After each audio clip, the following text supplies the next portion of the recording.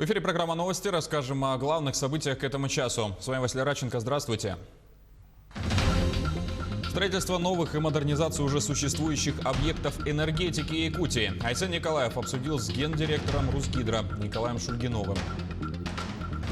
Жители Ленска всколыхнуло видео настоятеля местного храма, который оказался на волоске от смерти, заболев коронавирусом. О тяжелом заболевании материал наших коллег в этом выпуске.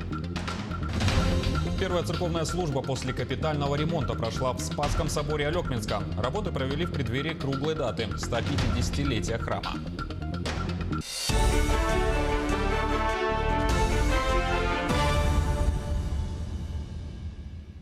Минздрав республики начал служебную проверку сообщений о смерти мужчины возле приемного покоя Алданской больницы.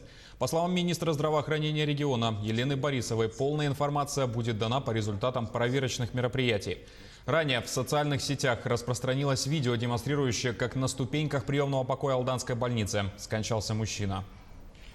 Изначально, была вызвана скорая медицинская помощь к столовой в Кеме, где данный пациент в стадии алкогольного опьянения находился. Скорой бригадой помощи пациент был забран в стационар, провели компьютерную томографию, патологии не выявили, поставлен острый бронхит, алкогольное опьянение, пациент отпущен домой.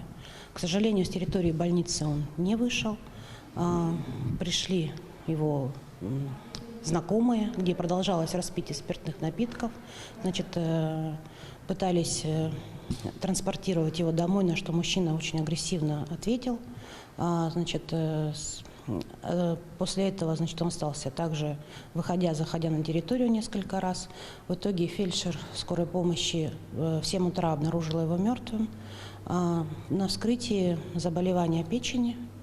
Дальше проводится служебное расследование, экспертиза, по результатам которой мы дадим дополнительную информацию. Коронавирус унес жизни еще 2 человек за минувшие сутки в Якутии. Лаборатории обработали более 2700 анализов, из них 46 оказались положительными. Такова последняя информация оперативного штаба, которую в ходе ежедневного брифинга озвучила министр здравоохранения республики Елена Борисова. Из 46 новых случаев в Якутске 22 заболевших, в Оленёкском районе 5 новых случаев, в Мегино-Кадгаласском, Мирнинском и Татинском по 3 больных, в Хангаласском и Нерюнгринском районах по 2. И единичные случаи в Алданском, Верхневилюйском, Вилюйском, Горном, Усть-Алданском и Чурапчинском районах. Также Елена Борисова рассказала о том, какие теперь медицинские документы нужно будет предоставить в школы и дошкольные учреждения. В этом году у нас изменились правила. Мы медицинские осмотры будем проводить непосредственно в школах, а в детских садах это медосмотры уже начаты. Тех детей, которые впервые поступают в детский сад. Акцентирую ваше внимание, что для школ справок на коронавирусную инфекцию не требуется.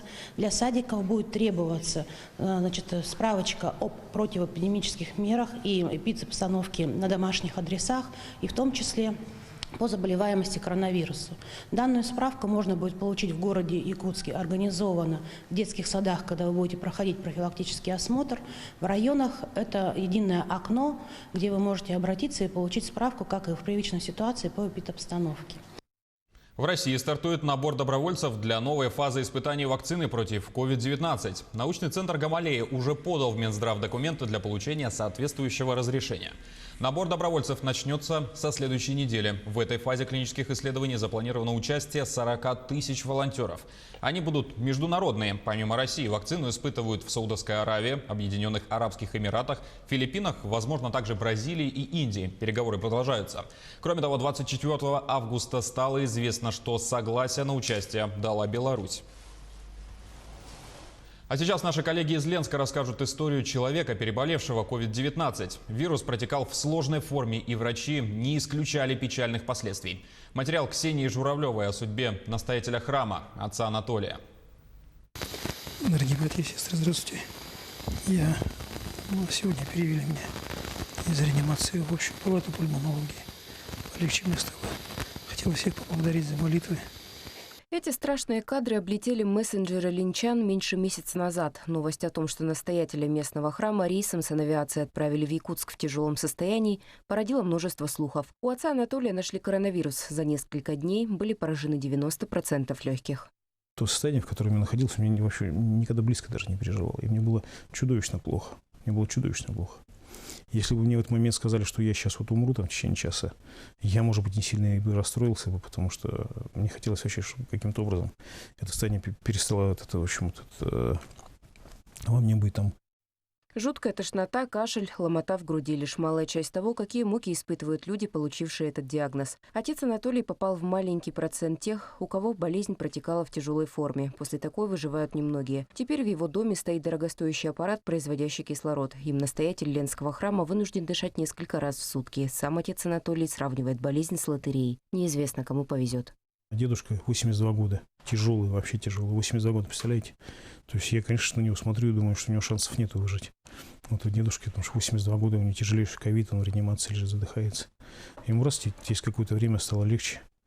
Его переводят в обычную палату. И тут же вот после этого дедушки кладут ко мне парня 42 года. Ну, молодой мужчина. Вот он как раз не был ни толстым, ни каких-то... Ну, я его близко не знал, чтобы есть хронические заболевания, нет. И он тут же в этот же день умирает. По статистике, люди с лишним весом чаще всего подвержены заражению. Те, кто побывал на грани жизни и смерти, но каким-то чудом выжили, сравнивают это состояние с кессонной болезнью подводников. У людей начинаются галлюцинации, острая нехватка воздуха. Медики предостерегают, этот осенний сезон может быть опасен. Диагноз COVID-19 в совокупности с обычным ОРВИ могут привести к печальным последствиям. Своевременная вакцинация от гриппа поможет этого избежать. Закуплена вакцина совершенно другая, отличная по структуре от предыдущих лет. Значит, поэтому люди должны обязательно привиться в этом году, потому что те, кто не болел последние годы, они не болели потому, что в популяции создалась хорошая иммунная прослойка. Не забывайте о правилах, уже известных всем с весны этого года. Носите маски, мойте руки с мылом и старайтесь соблюдать дистанцию. От вас зависит не только ваша безопасность, но и, возможно, чья-то жизнь. Ксения Журавлева, Олег Соснин, телеканал «Алмазный край». К другим новостям. От заправки до заправки на скоростных дорогах и автомагистралях будет не более 50 километров. Правительственная комиссия одобрила соответствующее постановление Минтранса. Он сокращает вдвое расстояние между заправками на автомагистралях и скоростных автодорогах. А эти автозаправочные станции включают мойку, магазин и даже зарядные колонки для электромобилей. Расстояние между кемпингами и мотелями сокращается до 150 километров. Для сравнения, сейчас норматив 250 километров, на который при скорости 110 километров в час придется затратить порядка 2,5 часов. Глава Якутии Арсен Николаев встретился с гендиректором Русгидро Николаем Шульгиновым. На повестке стояло более 10 вопросов по строительству электросетевых объектов в Южной Якутии и модернизации энергосистемы нашего региона в целом. Были конкретизированы предложения о строительстве электростанции в поселке Депутатский, переводе дизельной котельной ТЭЦ в поселке Чульма Нерюнгринского района на газ. Особое внимание уделили вопросам надежности теплоснабжения и реконструкции изношенного теплового хозяйства города Якутска. Кроме того, в связи с запуском «Силы Сибири» Якутия планирует начать работы по поэтапной газификации Алекминского, Алданского и Нерюнгринского районов, а также внедрение альтернативной энергетики в арктической зоне. Сейчас в Тиксе заканчивается крупнейший проект совместно с японской стороной, Русгидро, Республикой Саха-Якутия, Саха-Энерго по созданию комбинированной ветродизельной установки. Проект, который не имеет аналогов в нашей стране. Мы надеемся, что в октябре он будет завершен и состоится уже его окончательный запуск. И в случае успешной реализации данного проекта, его успешное такое начало работы, мы рассматриваем возможность реализации таких уже проектов и в других населенных пунктах республики. Также шла речь о том, чтобы рассмотреть возможность перевода на СПГ ряд дизельных электростанций, которые существуют сегодня в системе Саха-Энерго. Второй день традиционного образовательного августовского совещания стартовал сегодня в Якутии. На нем собрались учителя и преподаватели региона, а также представители правительства и депутаты. Ульяна Шагина расскажет о том, что обсудили в первый день работы и какие вопросы стоят на повестке. По итогам прошедшего учебного года республика вошла в пятерку лучших среди субъектов Российской Федерации по организации образования в период пандемии. Увеличение количества стабальников за ЕГЭ, больше половины региональных учителей смогли внедриться в дистанционное обучение. Последний показатель выше, чем в среднем по России. Тем не менее, и здесь есть над чем еще поработать. Нам надо оказывать помощь нашим образовательным организациям, нашим родителям. В первую очередь я попросила председателя правительства, чтобы что просмотрели вопрос субсидирования тарифов именно интернета, потому что для нас это очень актуальная проблема и вообще для обеспечения доступности образования, потому что интернет не везде он хороший, не везде он скоростной и не везде доступный, даже в том смысле, что некоторые дети не обеспечены оборудованием, компьютерами и так далее. Да? Система образования, так же как и система здравоохранения, одна из самых пострадавших отраслей во время пандемии. В этой связи вопросы финансовой поддержки образовательных программ, поднятия статуса учителя – существенное звено в сегодняшних реалиях. Именно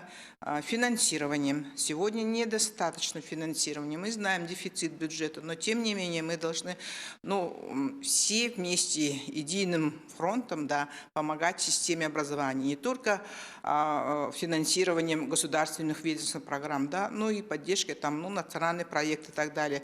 И в то же время меценаты, спонсоры и так далее, чтобы тоже помогли системе образования. В течение 2 дней онлайн-площадки соберут более 9 тысяч педагогических работников со всех муниципальных образований региона. Порядка 50 актуальных тем, среди которых кадровые вопросы, сессия по формированию нового типа мышления, обсуждение программы «Земский учитель», организация нового учебного года. В целом в стране, конечно, идет подготовка о организации обучения в смешанных формах. Это проведение занятий в очной форме непосредственно в образовательной организации, для снижения количества одновременно пребывающих детей, то есть людей в образовательных организациях, вывод определенных предметов на дистанционные формы обучения. По итогам 2-дневной работы будет сформирована общая резолюция совещания, сформированы конкретные предложения для всех уровней системы образования. Ульяна Шагина, Владимир Павлов, Якутск. Первая церковная служба после капитального ремонта прошла в Спасском соборе Алекминска. Работы провели в преддверии 150-летия храма. Все практически готово. Осталось лишь облагородить внутреннюю территорию двора. Подрядчиком выступил местный предприниматель. Обещали все завершить до официального празднования, которое состоится уже в эту субботу. Внутри собора мы провели косметический ремонт, покрасили изнутри все 3 этажа, и снаружи осуществлена покраска, ремонт прилегающей территории, полностью вынуты плиты тротуарные, заново их перестилаются, засыпаются песком, перестилаются, выравниваются. Помимо этого у нас обновляются, углубляются и расширяются водоотводные канавы. И на этом пока вся информация. До встречи в следующем часе.